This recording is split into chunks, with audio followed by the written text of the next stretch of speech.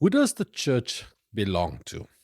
The congregants, the pastor, the diaconate, the sponsors, the elders.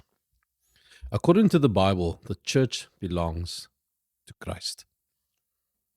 We're going to talk through biblical attributes of your church, and I want to encourage you when you reflect on the church that you belong to, or like if you're looking for a Bible based church, follow these biblical attributes, if you may. Like I said, the church belongs to Jesus Christ. And where does it come from? Ephesians chapter 1, verses 22 to 23. And I read, He subjected everything under his feet and appointed him as head over everything for the church, which is his body. Reference there to Jesus Christ.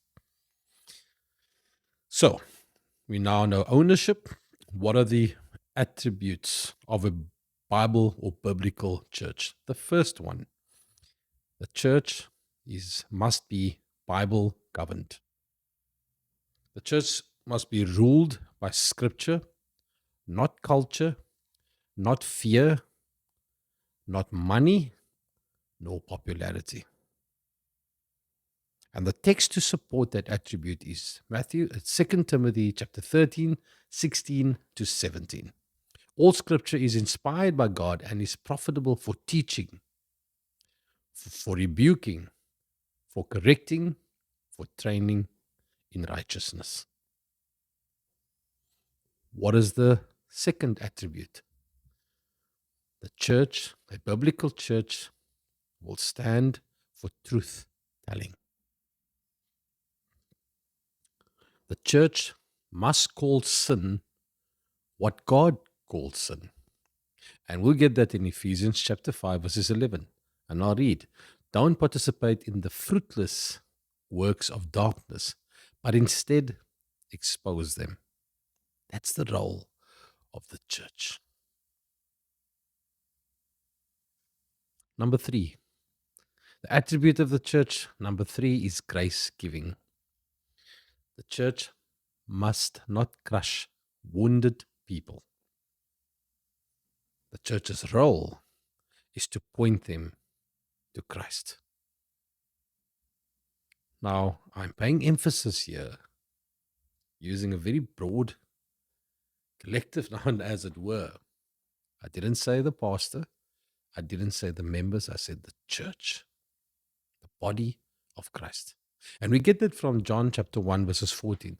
The word became flesh and dwelt amongst us, full of grace and truth.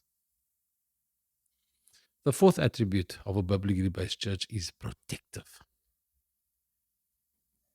The church must protect the vulnerable and not protect its image. It's sad to say, I'm seeing it daily, and I'm sure you are on the social media, where the atrocities that has taken place in the church of Christ and the decisions made by its leadership to protect its image. And remember, the church need to reflect Christ because it's his. What is the text to support this? Proverbs chapter 31, verses 8 to 9. And I read, Speak up for those who have no voice, defend the rights of the oppressed and needy. And recently, I relayed the story of a good friend of mine who, in his darkest times, approached the leadership of his church, sharing the atrocities that took place, the assault that was perpetrated against him. That leadership took him into their confidence but turned against him. I can't speak for them, but I'm hearing too many similar stories where churches turn their backs against the wounded to protect their image.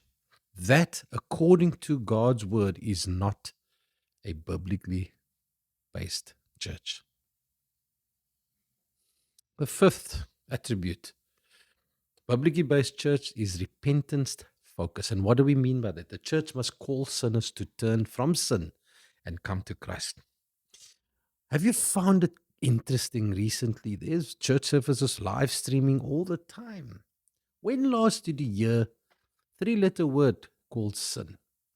You know why? Because it's not popular. You know why? It makes its members feel uncomfortable. That's the role of the church. And who does the church belong to? Jesus. And what does Jesus do? It must call out sin and turn people to Christ.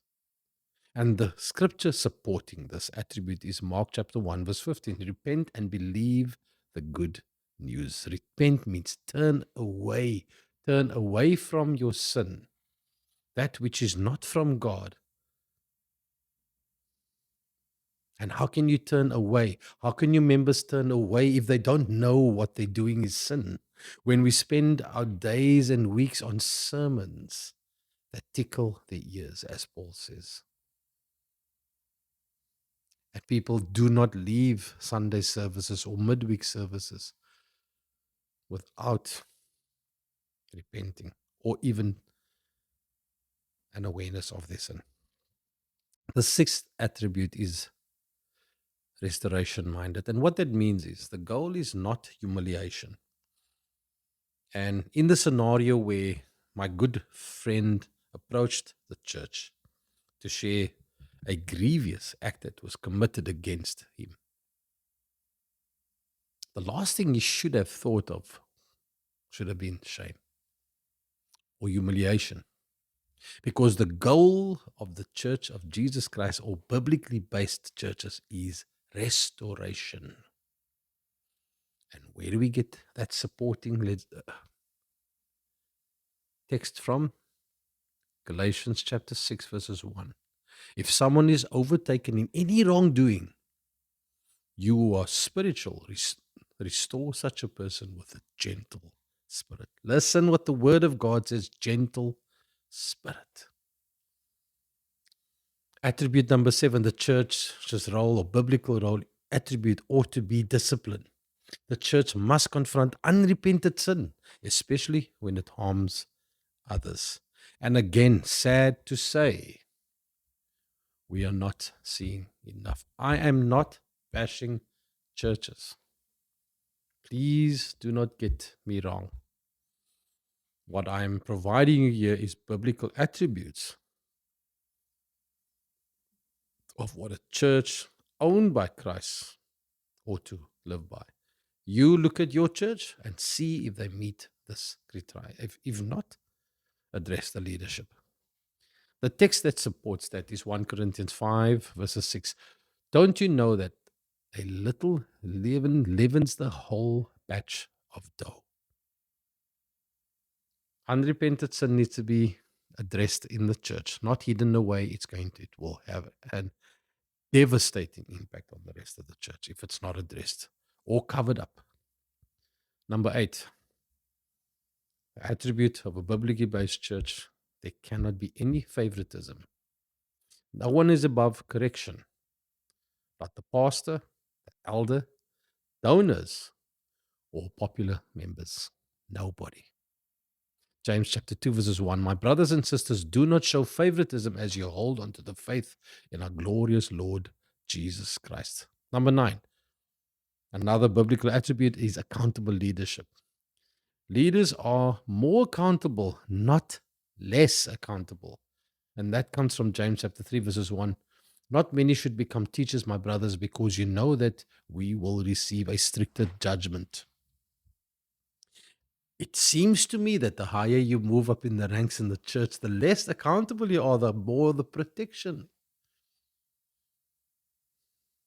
And again, in certain examples provided to me or available on social media, we are not painting all the churches in a particular way. We're just saying these are the attributes. Number 10, the church's role and attribute, which is biblical, is shepherding like Jesus did. Good shepherds protect their sheep. They do not use sheep. John chapter 10 verses 11. John chapter 10 verses 11. I am the good shepherd. The good shepherd lays down his life for the sheep. I said something funny to somebody not so long ago, and the person's language that they used was my pastor this, my pastor that. And the impression I got is this person's pastor can't do anything wrong. I need to make sure my pastor's well looked after and well dressed and whatever the story was. And I asked the person the question, did your pastor die on the cross for your sins? I'll leave that there. The 11th attribute of a biblically based church, it must be a place that is safe for confession. People should be able to say, I need help without being humiliated or destroyed. 1 John 1 verses 9. If we confess our sins, he is faithful and righteous to forgive us our sins. And that is what Christ offers believers. Again, we come back to the first point. The church belongs to Christ. So if Christ does this, it's our duty as the church to do the same, not to use it as leverage. Attribute number 12. Church needs, a biblically based church need to be wise with danger. Some situations need more than private church talks. It may need that the congregation gets pulled in to make critical decisions. And in that instance, there has to be a high level of wisdom. And the book of James is clearly laid out what spiritual wisdom is, and it comes from God. At God alone and the word of God. Proverbs 22 verses 3, a sensible person sees danger and takes cover, but the inexperienced keeps going and are punished. Okay. Number 13, publicly based church need to be patient with healing. Wounded people do not always heal quickly. Recently spoke to a gentleman who was assaulted in the worst way a man or any woman can be assaulted as a child. Wounded, and matters like that need to be addressed with a high level of sensitivity and patience. 1 Thessalonians 5 verses 14, warn those who are idle, comfort and discouraged, help the weak, be patient with everyone. And everyone that knows me knows how impatient I am, and it's something I need to work on. But in the context of the role of the church, you need to be patient with the wounded. We're getting there. Public witness is another attribute of a biblically based church. The way the church treats people shows the world what it believes about Jesus. So, all these examples that I've been giving you in the past few weeks of stories I've heard, in the manner in which people are treating their congregants who are wounded, coming to the church for assistance and guidance and help, or dealing with sin. The way in which they deal, your leadership deals, or the church congregants deal with that situation is how they believe or what they believe about Jesus. And we find it in Matthew chapter 5, verses 14 to 16. You are the light of the world. A city situated on a hill cannot be hidden. Let your light shine before others.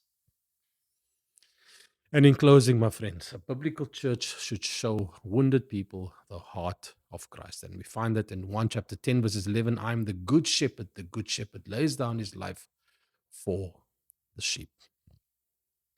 Friends, brothers and sisters, church members, leadership, people looking for a church to go to. These are 12 attributes, biblical attributes that you are to look for. Tick the box on all of them. If you don't see them, engage, be confident to engage. It's Christ is the head of the church, no one else. The church should emulate Christ. When wounded people come to church, they should not have to wonder whether the church will protect the platform that they have or protect the sheep as commanded by Christ. A biblical church should show them the heart of Christ. My name is Craig Annell, and this is Grace Talk. All the best to all of you. I look forward to your comments on this subject matter. It is close to my heart, and I again remind you, this is not me bashing churches. The church ought to be a place that reflects Jesus Christ on all levels. It should be a place where the wounded can go to and feel safe. It's a place that sinners can go to and confess and turn away from their sins and feel safe that it will not be blurted on the platform or skinnered about. And I encourage all churches to take up the cross and follow Jesus. God bless to all of you.